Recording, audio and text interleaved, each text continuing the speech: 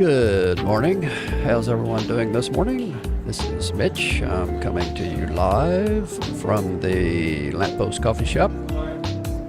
And it's a Monday morning. 10 o'clock.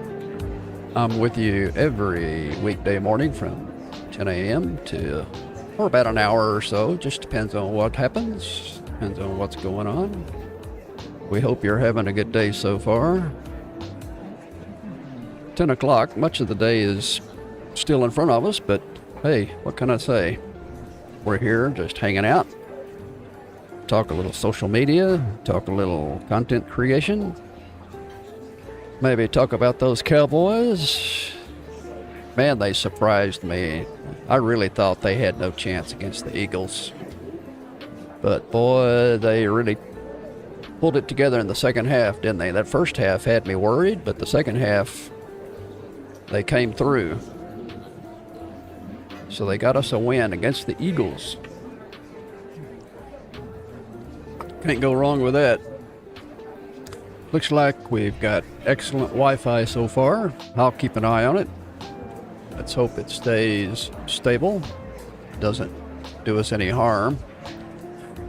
As you can see today, our lineup, we're just going to hang out for a while, take things easy, and then we're going to look at some video ideas. Ideation is what we call it. The word is ideation. How do you come up with ideas for your videos? Well, today we're going to talk about looking at other creators. Try to see what other creators are doing and see if we can sort of get some ideas, get some inspiration from other creators, and hopefully they'll shed some light on some things that we can do. We can look at what they're doing and maybe take a different slant on it and kind of see what maybe we can come up with. As you see up here in the upper left corner, 4 ways to get ideas. That's what we're going to be doing all week. Today, we're going to talk about influencers and other creators, and then tomorrow we'll go on to the next one, and then we've got. You'll notice we're spelling out the word idea, so that anytime you're brainstorming and you're trying to come up with some ideas for a video, just think of the word idea. And we're looking at influencers and other creators today. Then tomorrow we'll talk about looking at the data. Data. How are you going to say it? Data. Analytics. We can look at our analytics and get some ideas. And then we'll look on Wednesday, we'll look at the E part of idea, which is experiences, your experience. We try to come up with some ideas based on our experience. Things that happen to us during the day or during the week. Keep note of what's going on in our own lives, and maybe there's some things that happen to us that we can use to generate an idea. And then the A part is the audience. We're going to get some feedback from the audience, our viewers. We want to listen to the viewers. We'll do that on Friday because this is Thanksgiving week. Thursday, we are taking the day off like everyone else. So that's the plan for the week. And for today, we're going to look at video ideas by looking at other creators and seeing what other creators are doing. And then we may do a little Q&A. We may look at some video. Who knows? We're just sort of hanging out. I don't know what we're going to do today. We'll just sort of see what comes up, because you never know around here. This is the coffee shop this morning. Things are a little quiet, not much going on, which is good. I guess it's a typical Monday when you don't have much going on. Early in the week, people are taking their time and just hanging out, sort of getting their week together. And it is Thanksgiving week, holiday week, so I suspect a lot of folks will not be doing very much work this week. That's what I'm thinking. Well, jump into chat. If you're listening, jump into chat and let's talk. We're just hanging out.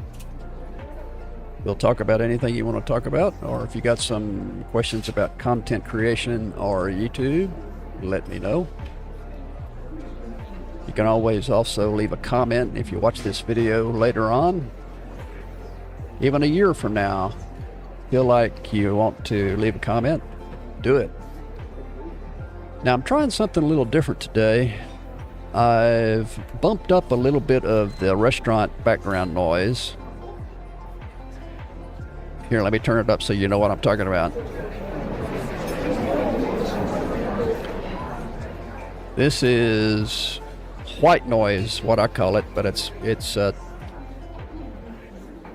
background noise of a restaurant, people talking, and it helps sort of smooth out the audio, I hope, to have that in the background.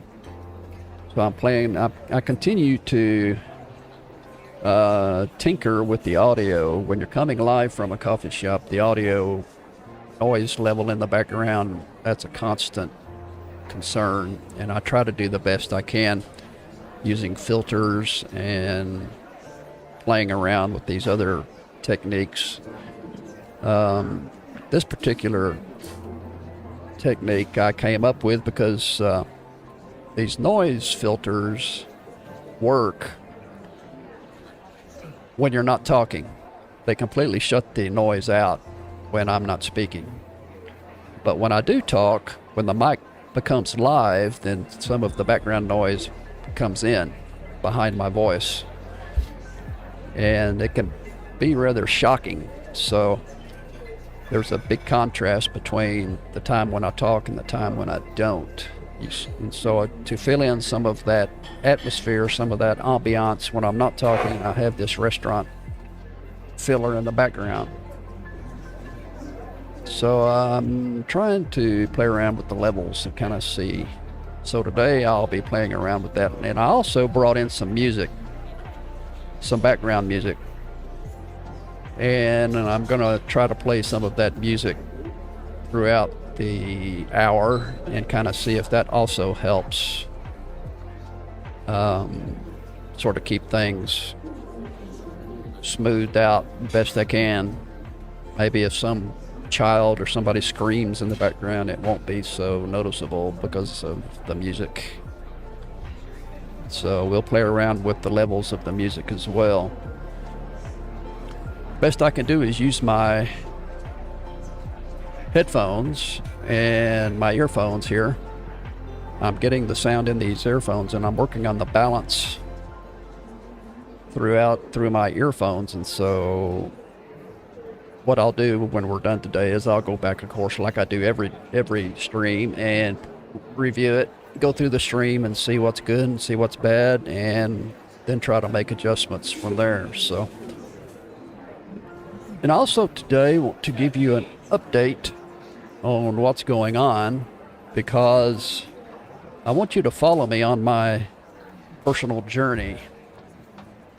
If you're just starting out like me, and in terms of starting a new channel, starting new channels, I want you to, well, let's see.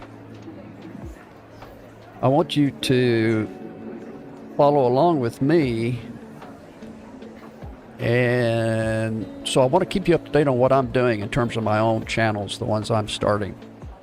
And I thought I would kind of share with you what I did over the weekend. I finally figured out, after weeks and weeks and weeks, this old idea of setting up a brand.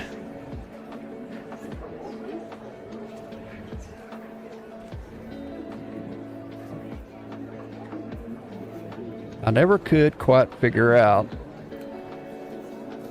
how these brand accounts in Google were set up. It's very, very confusing. It took me forever to try to figure it out, and I finally figured it out how to get, I wanted to get all of my channels under one brand. And so I figured out it all starts with your email address. So you want to decide what email address you're going to use to create your brand account. In my mind, when I first started looking at this, I thought this email became the brand. I thought the email address became a brand account, but that's not true. They're totally separate. This is separate from your email. What you do is you create the brand based on this email address. The brand account sort of falls under that email address. So you can create a brand account under that email address, and then once you create that brand account, then you can bring in all of your YouTube channels and have them become a part of that brand. So let's say you want to create 4 or 5 video YouTube channels. You can have all of them fall under that one brand, which is then tied to that email. So it stays all very organized. Let me give you a visual example of what I'm talking about here. We're going to go up to the browser, and I'm going to go up here to the right side. Let me get my face out of the way, because we want to look up here on this right side up here.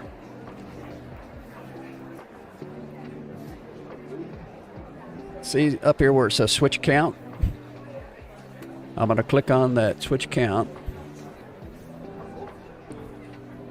and you'll notice I've got 4 YouTube channels, all nicely organized now under my main address, my one email address.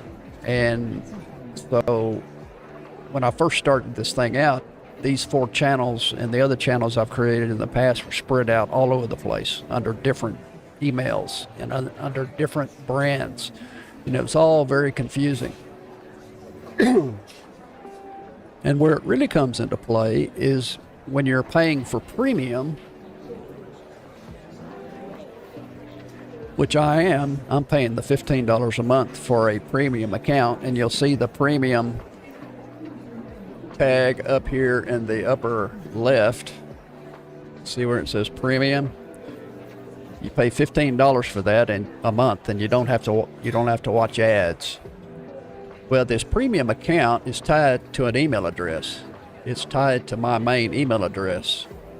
And so now if I go to any of these YouTube channels, any of these accounts, since it's under my main email address, I don't have to pay advertising if I'm streaming on any of these. If I log in or go in on any of these channels and start looking on YouTube, streaming on YouTube, then I don't have to watch ads.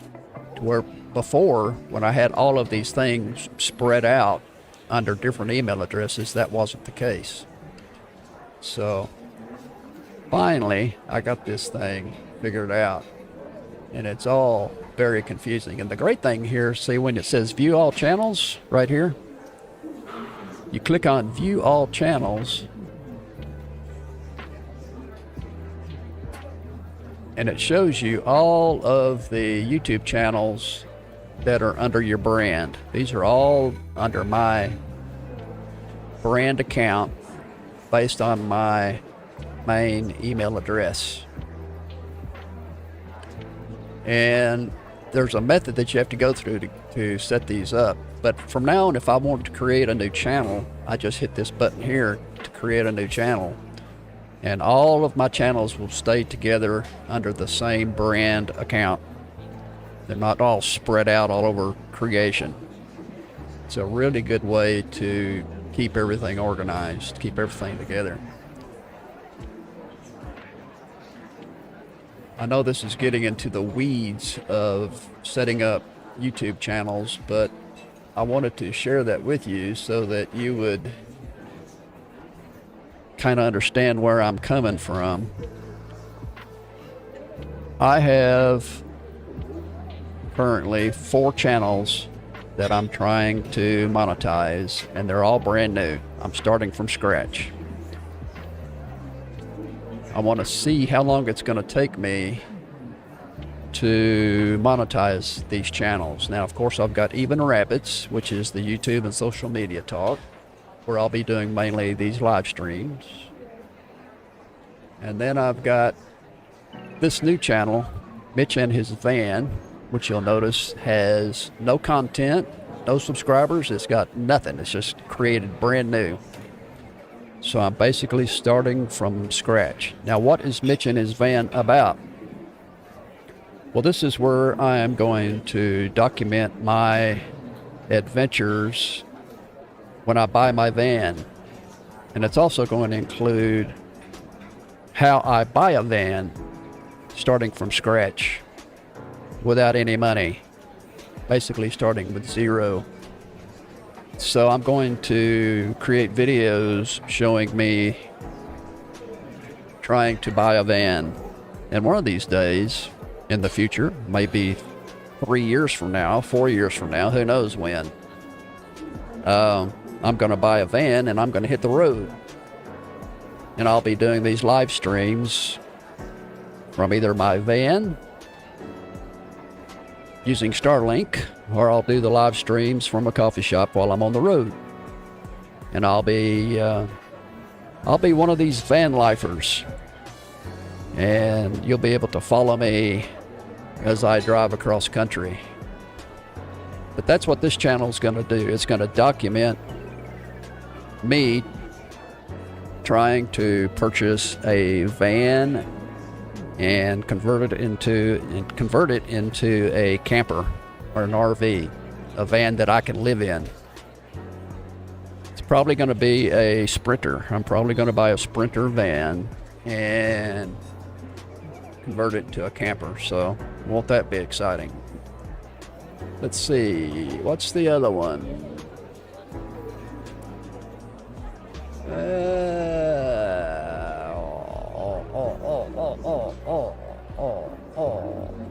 The other one is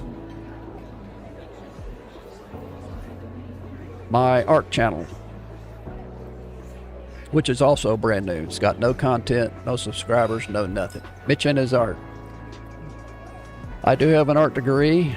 I've got 2 Master of Fine Art degrees as a matter of fact, and I was a full-time artist for a few years. Painter, oil painter.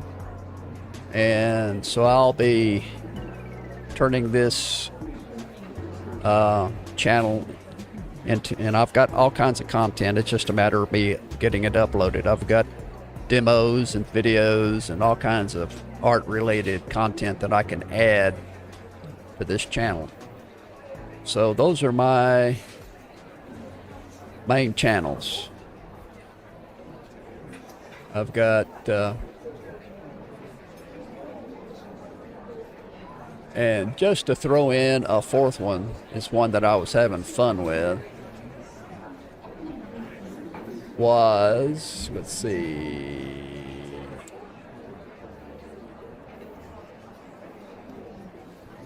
I'm gonna go up to switch account, and you'll see all 4 channels. There's Even Rabbits, Mitch and His Van, Mitch and His Art, and then this one I started playing around with a few months ago, creating music videos.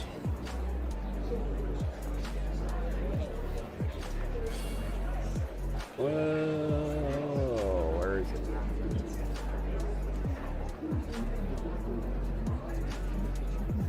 Top Texas music videos. These are videos that I create using artificial intelligence, using Suno, mainly Suno. And I can give you an example here.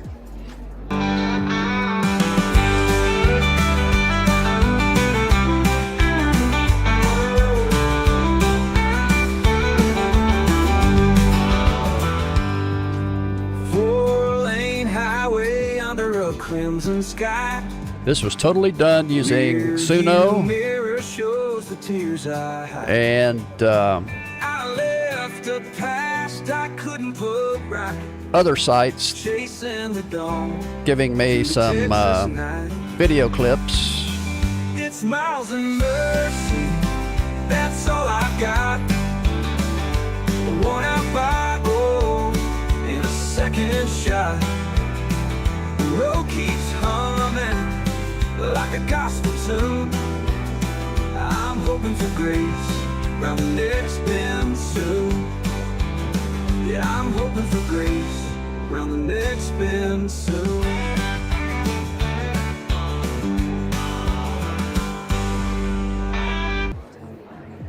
So that's a sort of a demo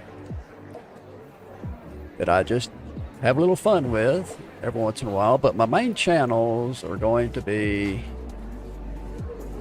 Even Rabbits and my art channel and my van channel. I'm going to buy me a van.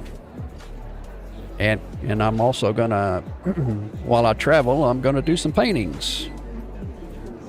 So that's a long way of getting you up to date on what I'm doing. I've got my brand now, and I've got 4 channels under the same brand, and we're all organized. And I don't feel like my YouTube channels are spread out all over the place under different email addresses and whatnot. So anyway, that's what we're dealing with. All right, let's see. Well, what else is on the agenda for today? Well, let me see. What did I do to my OBS? You know, I think it's time for a candid coffee camera time break while I figure out what's going on.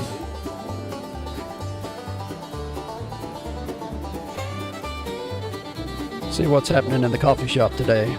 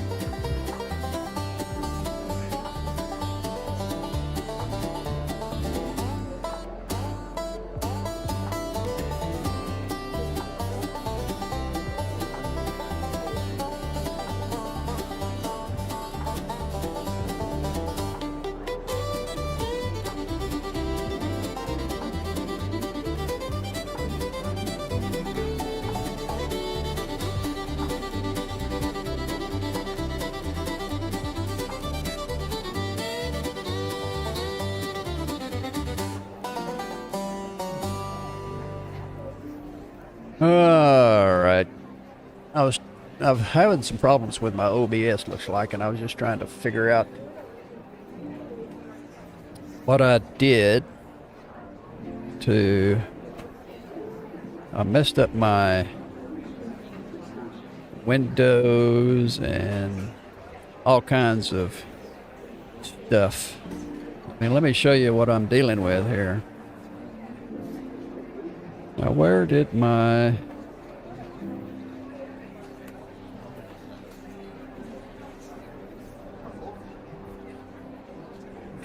Where did my sources go? There they go.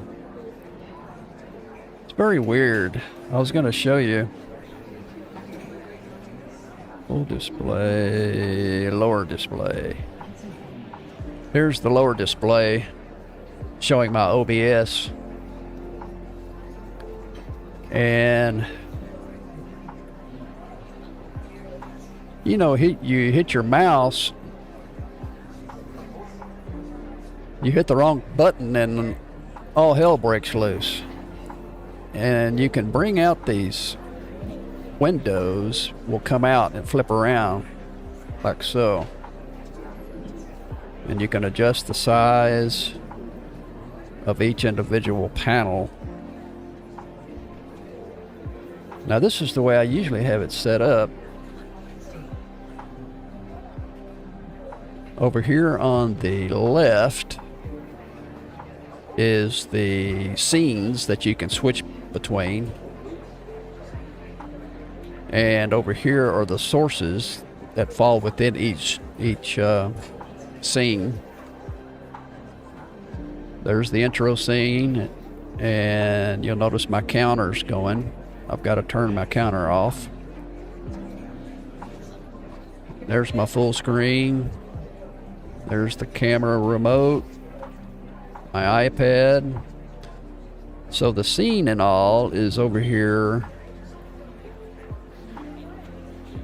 to the left side, and then here in the under sources, each scene has sources that you can bring into it, and then the audio mixer is all the various audio sources that you have in terms of music. You'll see my restaurant here,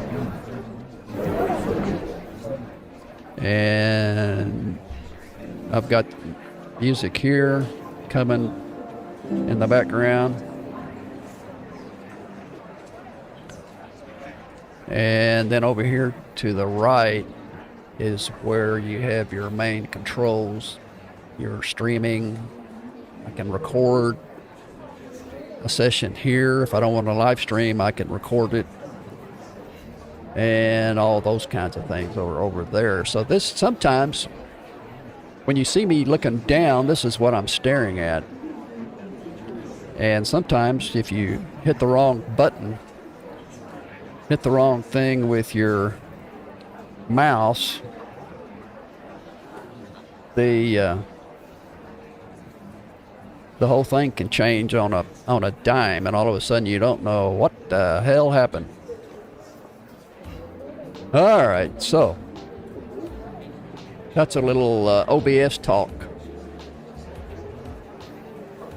Just a reboot. My name is Mitch. I'm coming to you live from the Lamppost Coffee Shop. I come to you weekdays, 10 a.m. Central Standard Time, from Austin, Texas. We're in a coffee shop, so we've got some background noise. I apologize for the poor audio. We're trying our best to make it as good as possible based on our limited resources. And we hope you'll stay with us. Going to see what's next on our agenda here. We've been talking about looking for ideas for videos. Where do video creators come up with their ideas? And there's all kinds of ways we can do it. Today we're going to talk about looking at other creators and how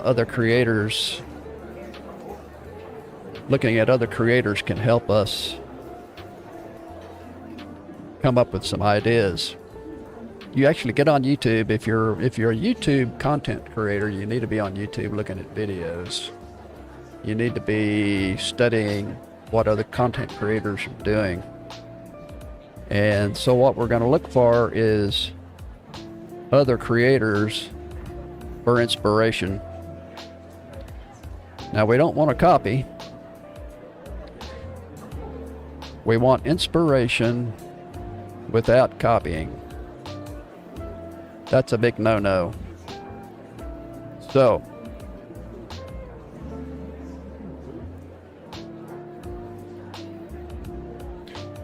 well, all right. Study channels in your niche and look for gaps. What are they not explaining? What are they not dealing with? What are they not talking about? That's one way that you can get some ideas for your video content.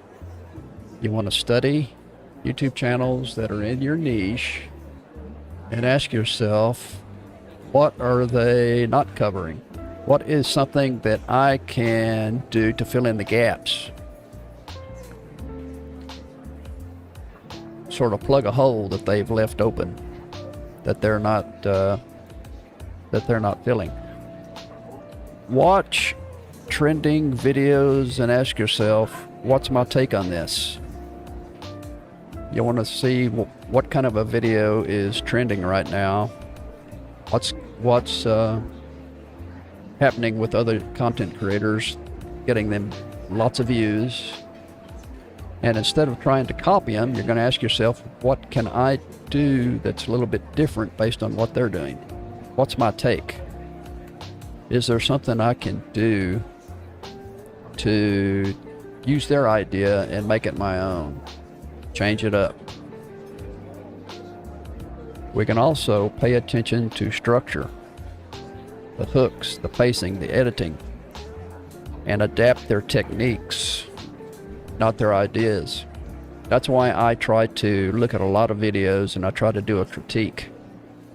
I try to do a deep study of what they're doing, and I try to look at their use of techniques that they're doing in their editing and what kind of things they're doing to hold interest. And so I'll try to copy their technique, not their idea. Look at their hooks, their pacing, their editing. And I will take notes because I will forget. So when I look at a video and critique it, I try to take notes. You can also look outside your niche for style and storytelling formats that you can borrow. We don't have to stay within our niche. We can look elsewhere. There's other places that we can go and get ideas about what people are doing. So we don't have to stick to just our niche, but we can look at other niches. Or we can look at other niches that sort of bump up alongside our own niche and see what people are doing. And try to look for some styles or some storytelling formats. How are they going about this? And try to come up with some ideas. And we can also create a response style video where you agree, disagree, or expand on someone's idea. You can look at what someone has done and respond to it. Create a video where you agree with what they're talking about or you disagree. And you can use clips from their video as showing examples to illustrate what you're talking about, to illustrate your own point of view. So that's another thing that we can do. What we're trying to do here is get some inspiration, get some ideas without directly making a copy of what someone's doing. Because people are, people who watch YouTube will know that you're a copycat, and your reputation will go right into the toilet if they see you copying someone else's style. You see a lot of this in thumbnails especially. You see someone's thumbnail get copied over and over and over their style, where you want to really come up with your own. So that's what we're talking about. So looking to other creators, looking to influencers, looking on Instagram, looking on TikTok, looking on Facebook, looking on all these various social media platforms and trying to come up with an idea, a slant on an idea can help us come up with some ways that we can create videos. Now, I've got a spreadsheet that I have come up with. Let's see if I can find it, where I can do some brainstorming.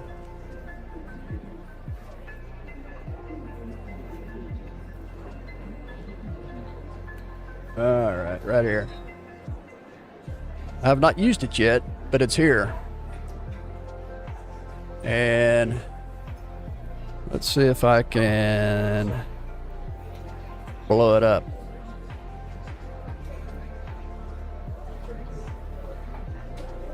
You can see here, this column here is the channel. Then here I've got a place for the idea. What's the idea? And then what type of idea?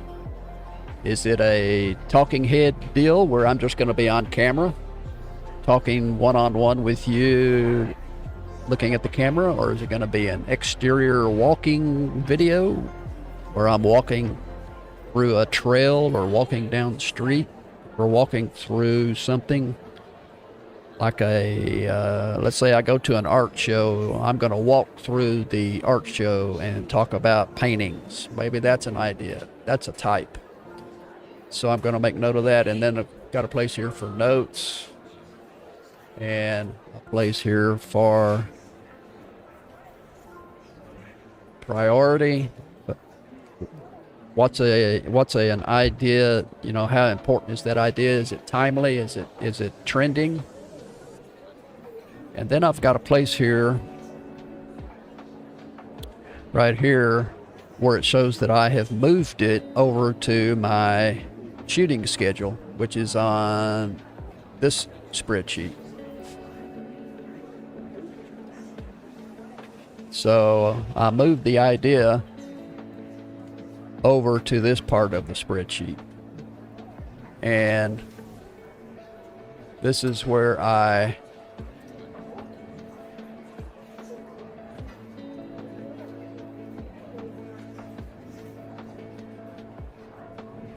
in detail have my shooting schedule. So it starts with the idea and then I move it here. Once the idea takes hold and I think it's a good idea, then I will come in here and place it on this part of the spreadsheet. So it starts here with an idea and then it moves here once the idea becomes something I'm going to mess around with and shoot and create, and it comes here.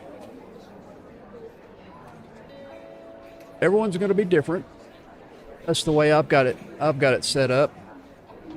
So you can certainly decide for yourself how you want to organize your videos and your shooting schedule, but I would recommend that you have a shooting schedule that you plan ahead and you plan well in advance. Otherwise, you're going to experience burnout. So the idea is to plan ahead. And during that brainstorming session, I will be thinking about these ways of coming up with ideas. And today we've talked about looking at other creators and looking at what other people are doing and trying to getting some inspiration and trying to come up with some ideas off of them. So, all right, how we doing on time? What's going on in this coffee shop? Anything exciting? Not much. Looks like things are quiet and calm and not too bad, which is a good thing. Well, let's see. Do I have a video crit for today? I do want us to look at this guy. And I want to look at I primarily want to look at his presentation style. His content is good, but I want you to think about his presentation style, how he comes across on camera. And let me know what you think. Up level or improve your thumbnails and had your videos perform even worse after you attempted it? See, the good news here is you don't have to do either one. In fact, I'm here to tell you, you probably shouldn't even try. Because by the end of this video, I'm going to show you a new kind of thumbnail that is way more effective and so simple, I've given them the name unthumbnails. Howdy, howdy everyone, Nate. So far, you'll notice, sorry, I cut him off, didn't I? So far, he's used bold text. Because by the end of this video, I'm going. He's used bold text. He's used focus, out of focus here. He's blurred this part of his presentation. He doesn't want you to see his cheat sheet. He wants you to get it based on the link in the description. So he doesn't want you to screenshot that and see it ahead of time. But he's used already a lot of different techniques here in his editing, and he's never looked at thumbnails like Mr. Beast or Mark Rober and thought I could never do that. He's using this bold white text. This is what I mean about studying a YouTube video and taking notes about what other creators are doing. Look at the way he's using bold text here. Or have you tried to up-level or improve your thumbnails and had your videos perform even worse after you attempted it? See, and notice the sound had that whooshing sound when even worse came up. All those things are done in editing. The news here is you don't have to do either one. In fact, I'm here to tell you, you probably shouldn't even. And there was a quick zoom. See the quick close-up? All of that helps the viewer keep watching and not get bored with just the same. Because by the end of this video, I'm going to show you a new kind of thumbnail that is way more effective and so simple, I've given them the name unthumbnails. Howdy, howdy everyone, Nate here. After reviewing thousands upon here, he's using some B-roll thousands of YouTube thumbnails to illustrate what he's talking about. That they can all be placed on a scale. On one end of the scale, we have raw thumbnails, and on the other end, we have highly engineered thumbnails. So here's the thing, many small to mid-sized YouTube channels are aware of this scale, if at least subconsciously, where on one end is the very raw, unpolished. Now listen, now here he's got, did you hear the whoosh sound when this came in? The whoosh sound when the slide came in, and then he's got still using that text, that bold text.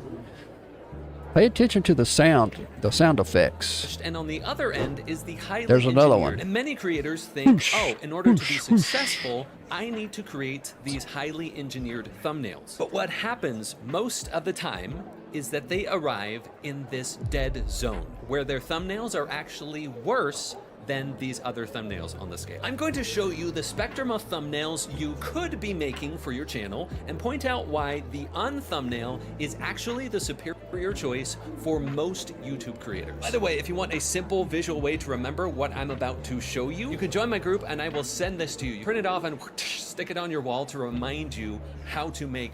All right, audience engagement. That's what he's doing here. He's trying to engage the audience. He wants them to go link below and join his group, and he'll send you a freebie.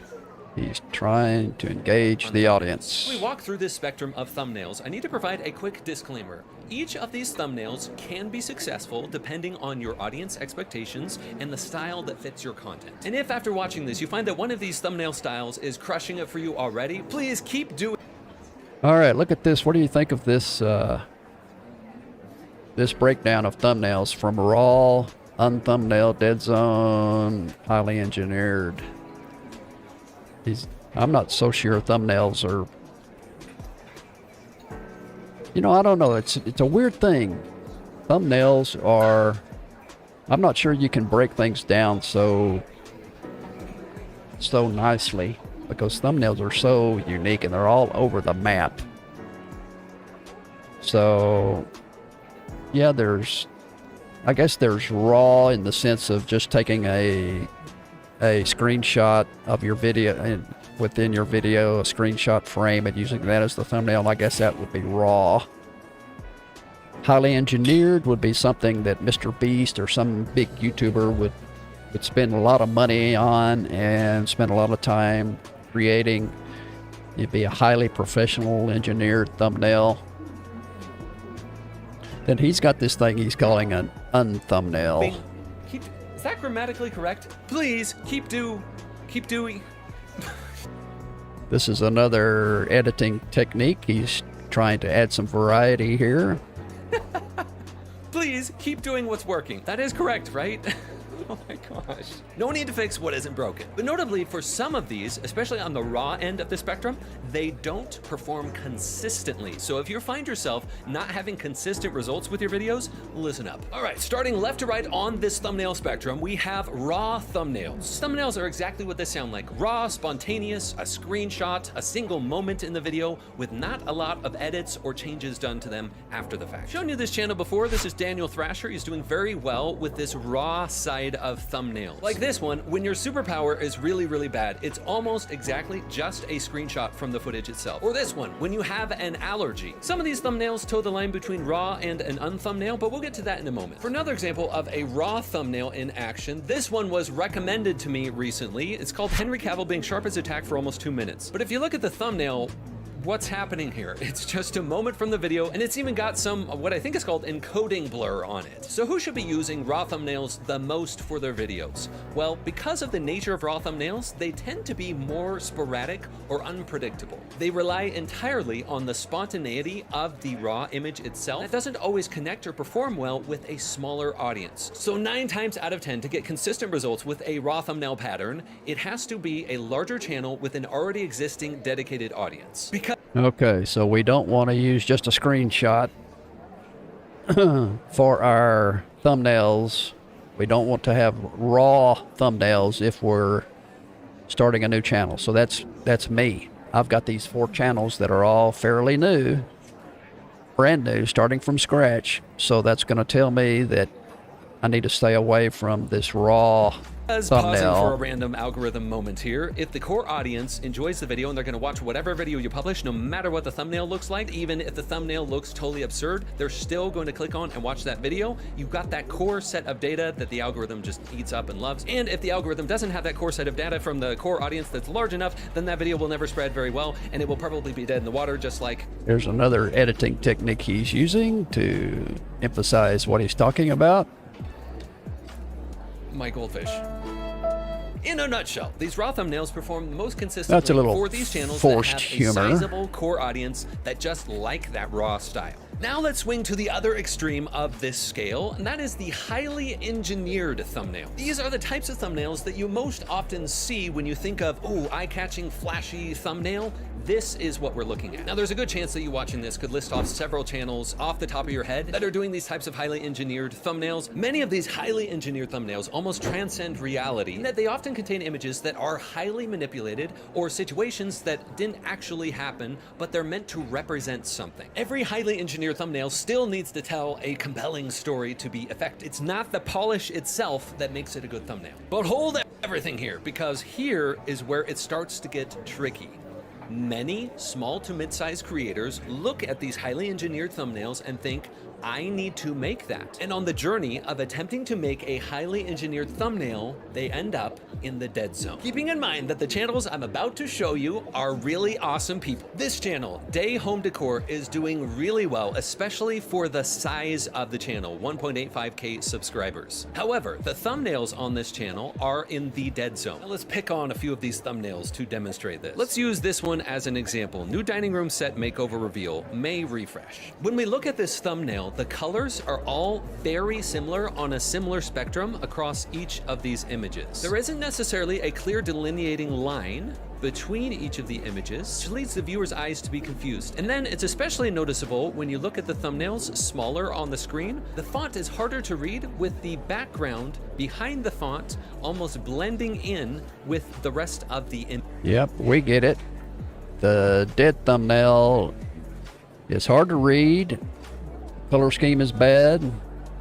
All right, here's what's the unthumbnail. The You might be unthumbnail. thinking, okay, Nate, well, how do you know that these unthumbnails work? Recently, I conducted a study of thousands of YouTube videos. The purpose of that study was to find standout videos from fairly small YouTube channels that have been published recently. And I was originally looking at the titles on those videos. But guess what? Of that same data set, 72% of these standout explosive videos had unthumbnails on them. That to me is not a fluke. That's a pattern. So what exactly is an unthumbnail? Let's break it down and look at some real examples so you can see it in action. Also, if you're anything like me, sometimes you'll hear information, but it's not as easy to recall it to memory, which is why I created this handy dandy thing. I'll send you if you join the group. By the way, people that are already part of the Another Radical Creators giveaway. group, I sent this to you just Tell me what the unthumbnail is. thumbnail. Number one, use an original image or images. These are not stock images. They are original to each video produced. And the Original really effective images images. lean into raw,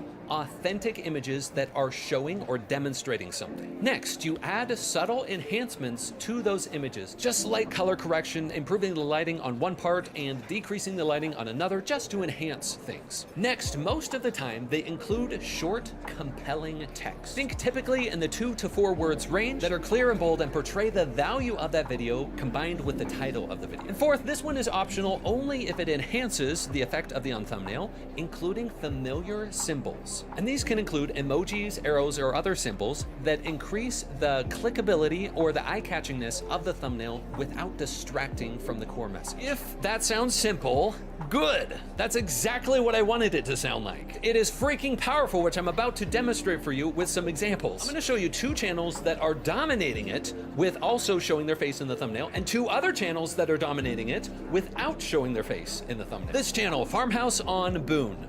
These thumbnails are quintessential thumbnails. You'll notice a few things on each of these. They include some form of original image, and yes, these images are enhanced and color correct. Each of those images typically include some sort of action or activity happening. Like this one, for example, lazy dinner ideas. The main character is holding what is presumably a pot of food. It's demonstrating with this original image, this is dinner. Or this video, simplifying the summer as a family of 10. Again, we've got a lightly edited image that has some simple text on it. Now, a key thing to note here is even though it's called an unthumbnail, many times the original images used in the thumbnail are in fact staged images. As is the case with this video, this is probably a staged image to portray something.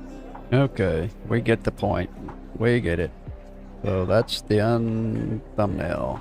Is the same image as this image up here. Then simple text is added over here with a familiar symbol in the form of an arrow pointing to another familiar symbol / part of All right. here at the top, and then an original enhanced image here, and the remainder here and here is all the same image. Now for another example of a channel that doesn't show their face at all, we've got this one, Aussie Drongo. This one's in the gaming space, but you'll notice an interesting thing with each of these thumbnails. The background image on each of these is a screenshot from the footage of the video itself. We've got an enhanced image that's the screenshot from the footage. We've got a familiar symbol. But it's got limited text. All right. Your Moving own along channel. here. Let's talk about how to fix dead zone thumbnails if you find yourself there. For this All right. Want to get to the end here. thumbnail, large, disgusted, emotional face, familiar object in an arrow, and then an original image that's probably not the same image as the face, but it has been zoomed in to show the disgusting food that they're about to test. Find that you're not currently doing thumbnails, and what you are doing is not performing as you would like it to. I highly recommend you test them out. And also, remember that deep dive I talked about earlier where I analyzed thousands of YouTube videos to find the titles that were standing out? The reality of the matter is, thumbnails, even unthumbnails, are just one side of the coin of good packaging. And if you want to know what kinds of titles are absolutely crushing it right now on YouTube, All right. That's the way he is moving his viewers onto his next video. He's trying to get them to stay on his channel and go to the next video, and he's going to talk about titles. So he's doing everything right. At the end of this video, he wants to send us to the next one, which is a good way to keep them on your channel. So when you're posting a video, think in terms of a series of videos that are, you know, planned ahead, and they're just one video right after the other, and they're all a part of the similar topic, where you can move the viewer along from one video to the next. Because binge watching is supposed to be a trend. Well, what do you think? What do you think of this guy's overall process here? The use of bold text, the use of graphics, the use of zooming in and out, the quick clips, the lots of illustrations. It's all well done.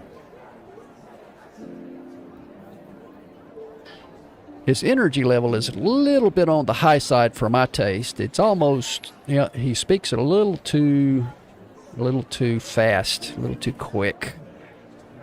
And I don't know, it's just, by the time I got to the end of watching this, when I first saw it, I got through the end of it, and it's like a 15-minute video. By the time I got to the end of it, I was kind of tired. I was kind of wore out because of the pace and his energy level. And it was like, you know, man, I just felt like I'd gone through a workout. So that's something to think about as well. Well, how we doing on time? We're coming up on an hour, so I guess we'll see what's happening. We'll do sort of a recap here. My name is Mitch. I'm coming to you live from the Lamppost Coffee Shop, Austin, Texas. I come to you weekdays, 10 a.m. We talk social media. We talk YouTube. We talk about building channels from scratch. We'll talk about anything you want to talk. If you'll get into chat or drop us a comment, let us know what's going on. Tomorrow we'll be back, same time, 10 a.m. for another day of just hanging out. And we'll continue to talk about where we come up with ideas for videos. Today we talked about looking at other creators to come up with an idea. And tomorrow we'll talk about looking at the data. I don't know, which is better, data or data? Data. What's my natural way of saying it as a Texan? Data. I think it's data. Analytics. That's what we'll be talking about a little bit tomorrow. So, well, do we have a time for a question or two? See.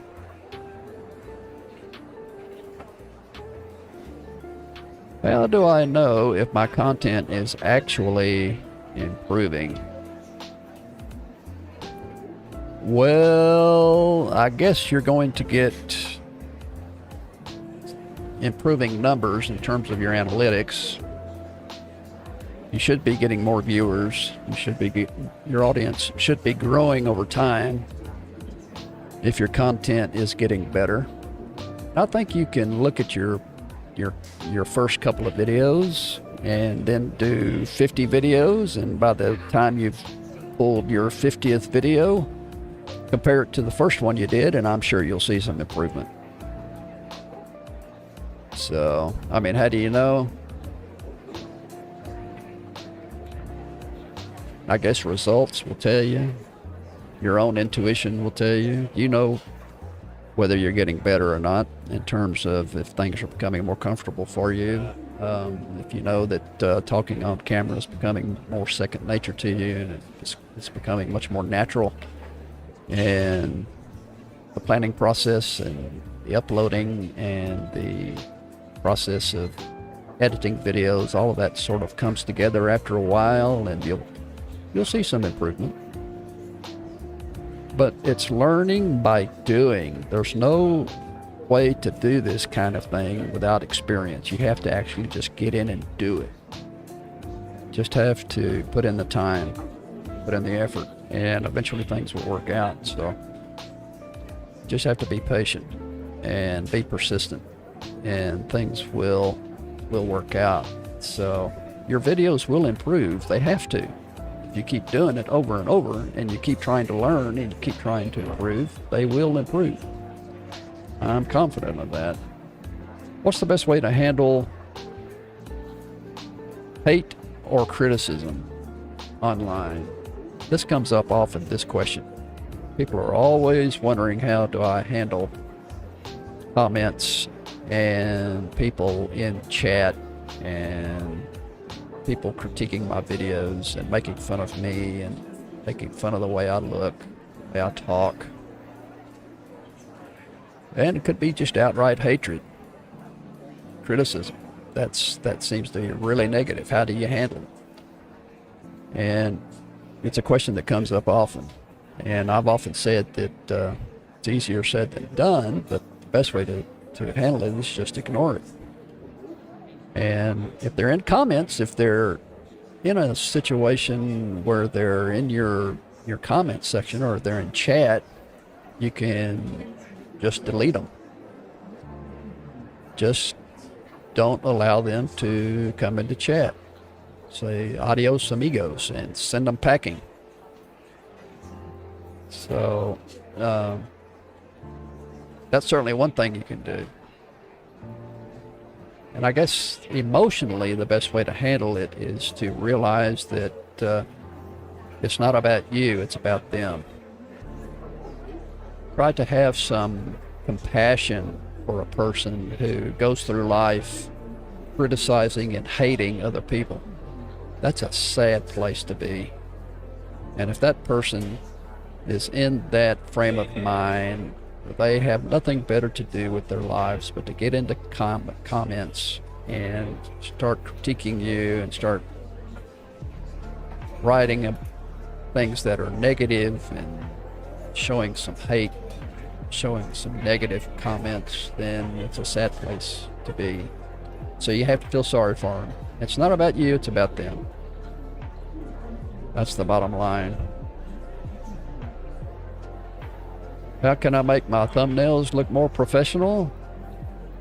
Well, we just watched a video on that a little bit. If we want to make an thumbnail, we know how to do that now. So, and there is this trend on making thumbnails look unprofessional because they get noticed. It's all about getting attention and getting noticed. So how can I get people to notice a thumbnail? It could be by making the thumbnail unprofessional. Ease up on the slickness. Don't make it look so slick and professional. So I don't know how that could be a concern. Maybe you don't want to make it more professional.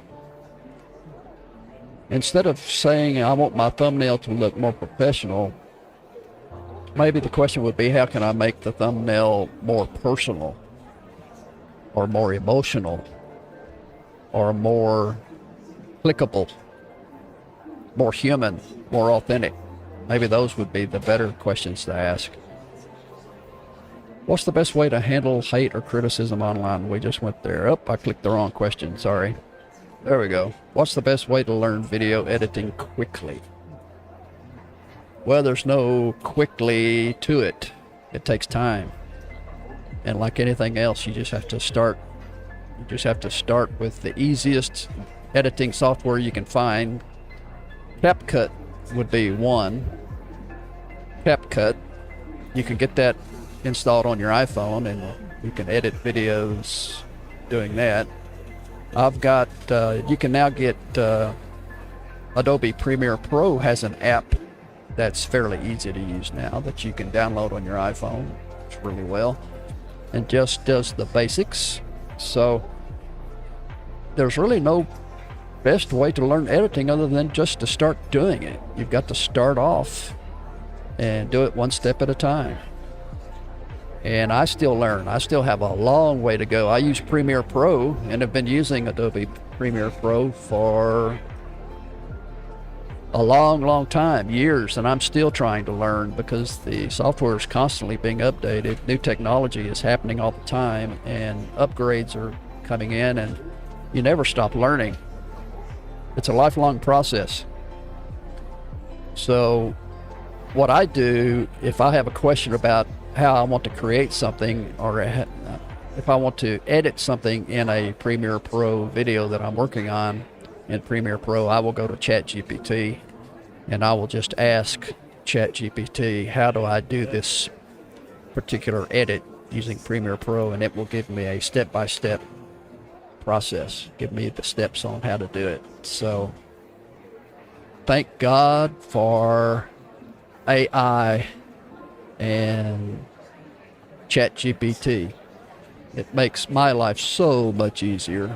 So I'm thankful for it, because anytime I run across a question when I'm using Photoshop or Premiere Pro or InDesign, any of those in the Adobe Suite, any of that software in the Adobe Suite, I will go to ChatGPT and just ask it, how do I do this? And it will show me. It's a wonderful thing. So, well, how we doing on time? Oh, not too bad. I guess we can wrap it up. Oh, maybe it's time for another Candid Coffee camera.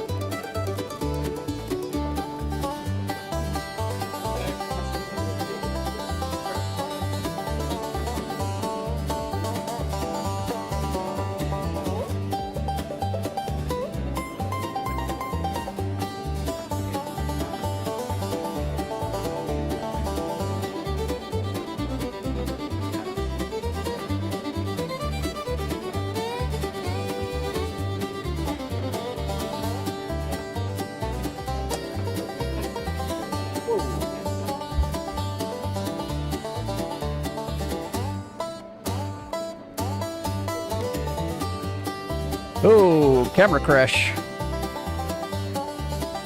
All right, thanks for being with me today. My name's Mitch. We're here at the Lamppost Coffee Shop, coming to you live. And the last hour has been a little weird, but we hope you're learning something. Hope there's been some value. It's been kind of a crazy Monday morning, but I do thank you for being with me. And looks like we're just about out of time. It's been an hour, so I guess it's time to wrap things up. So thanks for being with me, and we'll see you tomorrow morning, same time, 10 a.m. Central Standard Time. On a Tuesday morning, Thanksgiving week. We hope you're having a wonderful holiday season, and we'll see you tomorrow. Hope you enjoyed our time together. See you again soon. And when you